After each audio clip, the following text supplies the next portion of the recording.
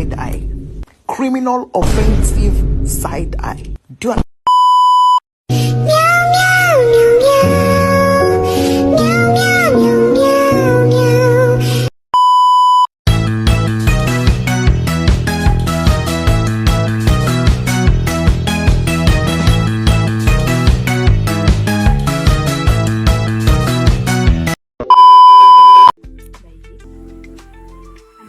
Bagaimana sih filsafat ilmu mengawasi dan memperkuat eksistensi keilmiahan serta nilai-nilai dalam ilmu pendidikan?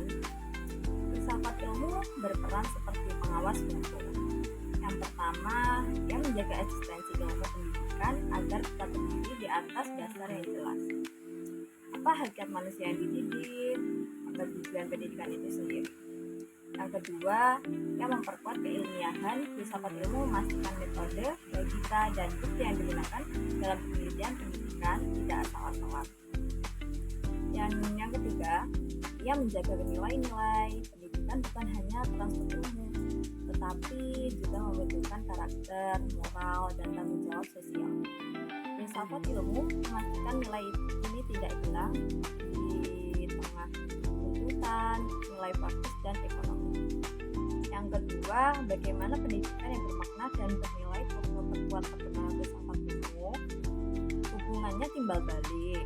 Pendidikan yang bermakna menjadi laboratorium hidup bagi filsafat ilmu. Ketika guru di kelas SD menghadapi persoalan bagaimana peserta didik anak yang berbeda-beda latar belakangnya, apa nilai yang harus ditanamkan, maka pengalaman itu memaksa filsafat ilmu untuk berkembang. Pendidikan yang berhasil membentuk manusia berpikir kritis, beretika, akan melahirkan pemikiran filsafat yang lebih tajam dan relevan. Jadi, filsafat ilmu tidak berkembang di ruangan hampa, tanpa tumbuh dari praktik pendidikannya. Yang ketiga, mengapa filsafat ilmu dapat disebut dengan pisau analisis, metodologi, epistemologi, aksiologi dalam membedah persoalan-persoalan pendidikan. Jawabannya, filsafat ilmu itu punya 3 pisau utama untuk membedah pendidikan. Yang pertama, ontologi, menjawab apa hakikat peserta didik dan pendidikan itu. Apakah anak objek yang dibentuk atau subjek yang berkembang? Yang kedua, epistemologi, menjawab bagaimana cara kita tahu suatu metode belajar itu benar dan efektif.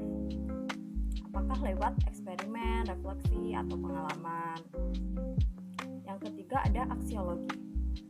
Aksiologi sendiri menjawab nilai apa yang ingin kita capai, apa hanya nilai kognitif atau juga nilai moral, sosial, dan estetika.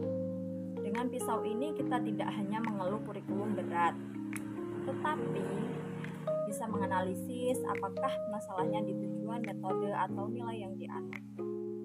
Dan pertanyaan yang terakhir, contoh konkret penerapan filsafat ilmu dalam praktik pendidikan, misalnya dalam kebijakan, kurikulum, dan proses pembelajaran. Contoh pertama, kurikulum merdeka. Secara ontologi, kurikulum itu memandang siswa sebagai subjek aktif. Mengapa demikian? Dan secara epistemologi, ia mendorong pembelajaran berbasis proyek dan pengalaman. Secara aksiologi, ia menekankan nilai gotong royong dan profil pelajar Pancasila. Dan ada pula contoh yang kedua seperti praktik pembelajaran. Seorang guru SD yang tidak menghukum anak salah menjawab, tetapi mengajak diskusi, sedangkan menerapkan aksiologi filsafat ilmu. Nilai menghargai proses dan membangun keberanian berpikir. Kesimpulannya, filsafat ilmu dan pendidikan saling menguatkan. Filsafat ilmu memberi arah, standar, dan nilai. Pendidikan memberi bahan, pengalaman, dan makna. Sebagai calon guru, tugas kita adalah menggunakan pisau analisis ini agar praktik pendidikan kita tidak sekedar rutinitas, tetapi benar-benar mencerdaskan